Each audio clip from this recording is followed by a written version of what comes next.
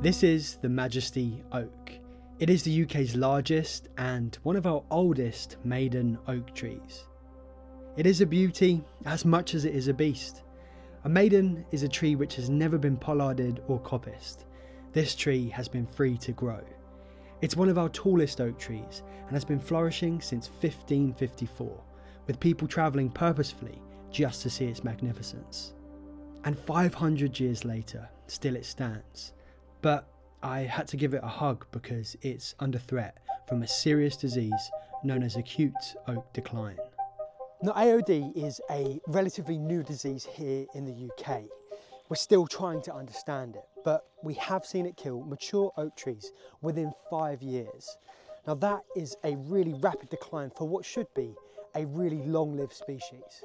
Affected trees, they bleed from the stem. It's this dark bleeding which comes out of the main stem and runs down, and it forms these lesions, these fissures of decaying and blackening wood. And in really badly affected trees, there are these tiny holes all over the stem. The crown begins to die back, the leaves deteriorate, and under all of this stress, the tree is now open to stress from other pests and diseases which ultimately take hold of the tree, accelerating the decline, and the tree dies. And this worries me. This worries me because the oak is not only our most common tree, but it's also our most cherished tree. They are pillars of life that represent longevity and strength, and I fear now that that is under threat. You know, we've already seen entire tree species basically wiped out in this country. Think of the elm with Dutch elm disease and think of the ash with ash dieback. I fear that the oak could be facing a similar fate. To help us understand this issue, I've picked the brains of Dr. Oliver Booth. We'll be visiting an oak woodland suffering from acute oak decline. Here, Ollie has spent years understanding how the disease has been spreading and affecting the trees, and he's made some fascinating discoveries. But there's also someone else I'd like you to meet first. Where is he? I think I just saw him over there. Wizard, where are you, mate? Oh, there you are. Ooh, some sticky blueberries. Haven't had them in a long time. Delicious. Oh, hello there, Earthlings. It is I, Wizard, the Wild. I'm afraid that you meet me at a bit of a worrisome time. You see, I'm very occupied over this acute oak decline. But I can see hope. Solutions can come in many unexpected and mysterious ways. I've recently entered into the cyber realms. Being a wizard of modern times, I've had to adapt to the interwebs, a perilous place without the security of NordVPN, who we welcome to Leave Curious as the supporter of the channel. You see, NordVPN, they are a defense against the evil hidden within the interweb, and actually much more. Whether if I'm browsing for new robes or looking up the latest potion recipes or even watching the latest Leave Curious videos, I know that I can do this safely because NordVPN is providing me with a safe and secure network, whichever habitat I find myself in. You'll see my wizarding powers, they have no use in the interwebs. So having NordVPN keeping me safe from all of the hackers and trackers and password stealers, it really does give me peace of mind. Oh, and on a Friday night I can safely check out my favorite US Netflix programs just by pressing one button actually. It's very good. There you go, all done. Since I've been alive for the past 4,000 years, adapting to technology has been somewhat challenging. But with NordVPN, the whole process has been incredibly intuitive and it operates in the background. And right now, they're offering a 30-day money-back guarantee. So for whatever reason that you wouldn't like it, not that I can think of any, you would get all of your coins back.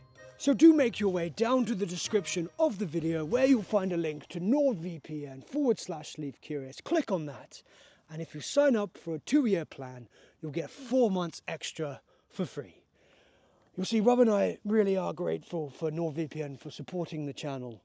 It really does enable the creation of these wonderful videos.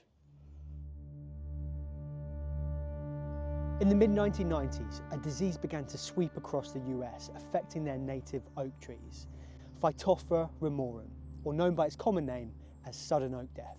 Phytophthora was most prevalent in the states of California and Oregon, and it affected the North American native oak and the tan oak. And it caused this oozing and this bleeding from the stems, and then the crowns died back, and the tree rapidly declined, and then they died. And the worry was, the fear was that this disease would make it across to the UK and affect our native oak trees.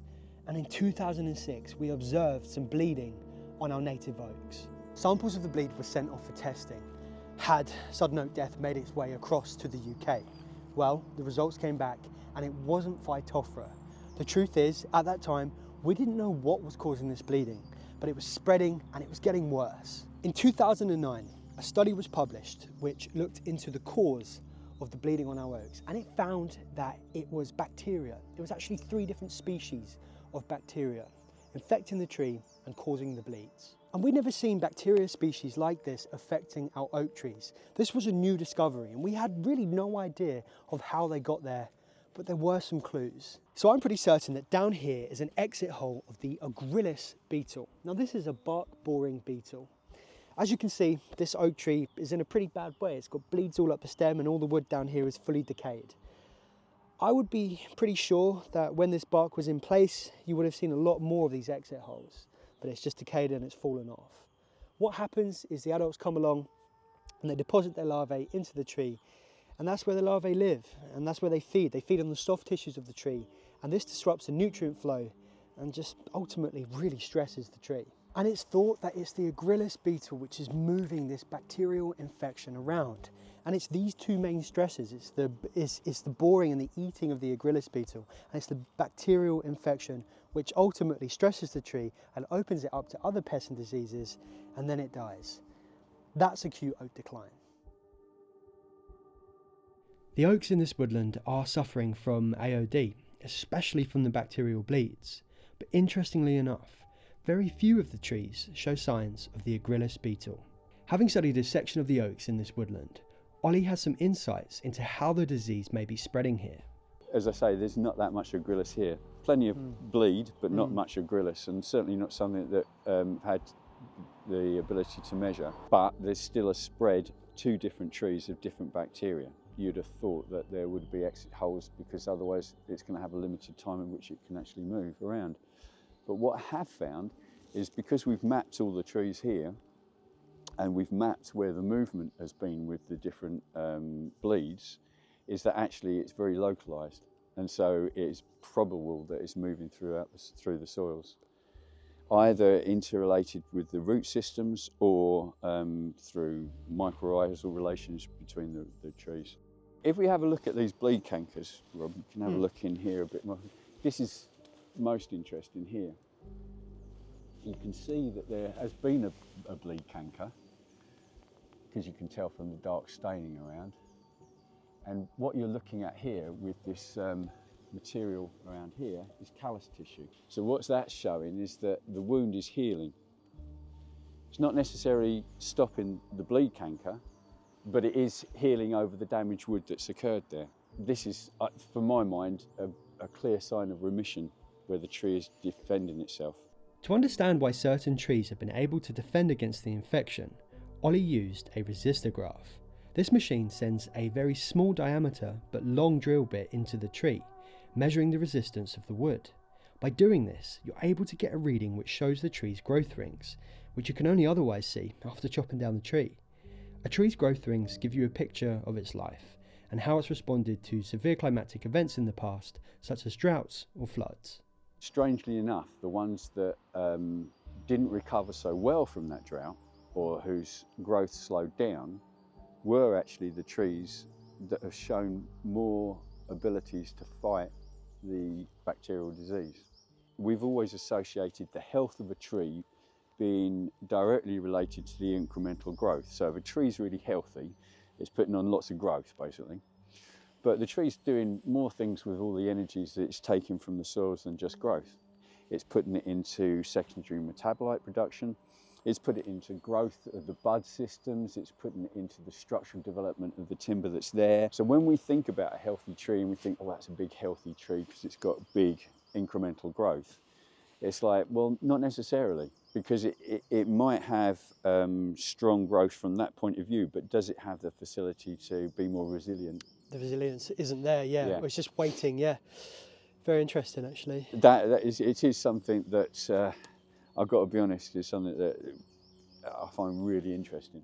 Considering this idea of adaptation and resilience, you think that a tree like Majesty, that's seen so many centuries, you think that this tree will have incredible resilience, having lived through so many different climatic events, stresses and plights. Perhaps for a tree of Majesty's size, experience and stage of life, perhaps the stresses of acute oak decline could be managed. There is no cure for AOD. Right now management is based around biosecurity and really just preventing the spread.